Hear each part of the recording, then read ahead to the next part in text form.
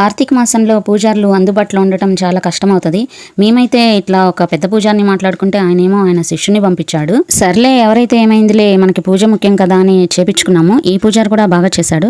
కాకపోతే మొత్తం కన్నడ మంత్రాలు అనమాట. ఏదేమైనా ఎవరి లాంగ్వేజ్ వాళ్ళకే బాగుంటుంది కదా, మనకి తెలుగు మంత్రాలే మనకు బాగుంటాయి. ఇంకా లాస్ట్ 2 years నుండి మాత్రం ఇంకా పూజారి లేకుండా యూట్యూబ్ పెట్టుకొని దాని ప్రకారం ఫాలో అవుతూ పూజ చేసుకున్నాము. ఈ పూజ వచ్చేసి ఎవరింటి ఆచార ప్రకారం వాళ్ళకు ఉంటుంది. కేదారేశ్వర వ్రతము. ఇందులో వచ్చేసి మాకు వచ్చేసి అన్ని 21 పెట్టాలి. ఆకులు 21, వక్కలు 21, ఖర్జూరాలు 21, అట్లా మన ఇష్టం అనమాట. కాయలు 21, ఏవైనా కానీ 21 పెట్టాలి.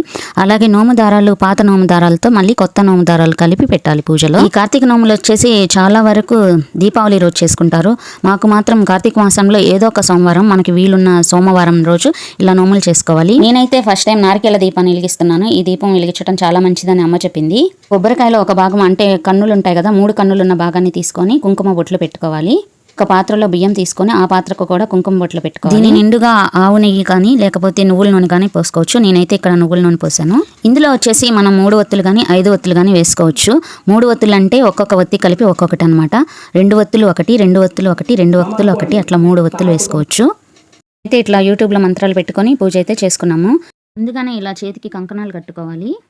నోము దారాలు వచ్చేసి 2 కలర్స్ ఉంటాయి. ఒకటి రెడ్, ఒకటి ఎల్లో. వైఫ్కి ఏమో మెళ్ళ వేస్తారు, హస్బెండ్కి ఏమో చేతికి కట్టాలి. పిల్లలకైతేనేమో చేతికే కట్టాలి. మళ్ళీ వాళ్ళకి విడిగా ఉంటాయి నోము దారాలు. అలాగే ఇక్కడ వచ్చేసి అన్ని 21 పిండి పదార్థాలు కూడా పెట్టాలి. అంటే ఎవరింటి ఆచారం ప్రకారం వాళ్ళు. అలాగే 21 కాయిన్స్ కూడా పెట్టాలి. అది చెప్పడం మర్చిపోయాను. మేమైతే అన్ని 21 పెట్టాలి, ఏది పెట్టినా కానీ. అందరూ అంటారు మార్నింగ్ పెట్టుకోవచ్చు కదా అని. మా ఇంటి ఆచారం ప్రకారం మాత్రం సాయంత్రమే చేయాలి. అంటే సంధ్యా వేళల్లో స్టార్ట్ చేయాలి పూజని. కార్తీక నోములు ఉదయం నుండి ఉపవాసం ఉండి ఇలా పిండి పదార్థాలు అన్ని తయారు చేసి పెట్టుకొని అప్పుడు ఈ నోములు చేసుకోవాలి. ఈ పూజ చేయాలంటే చాలా టైం పట్టిద్ది. అందుకనే నేను పూజ అంతా అయిపోయిన తర్వాత ఇట్లా వాయినాలకు పిలిచాను. వచ్చిన వాళ్ళందరికీ ఇలా తాంబూల ప్రసాదాలు ఇచ్చిన తర్వాత మేము భోజనం చేస్తాం. ఈ కార్తీక మాసంలో నోచుకునే ఈ కేదారేశ్వర వ్రతం గురించి ఆల్మోస్ట్ ఆల్ అందరికీ తెలిసే ఉంటుంది. అందుకని నేను అంత పెద్దగా ఏం చూపించలేదు. ఆల్రెడీ నేను ఇంతకుముందు వీడియోలో పోస్ట్ చేశాను ఈ కార్తీక నోముల గురించి.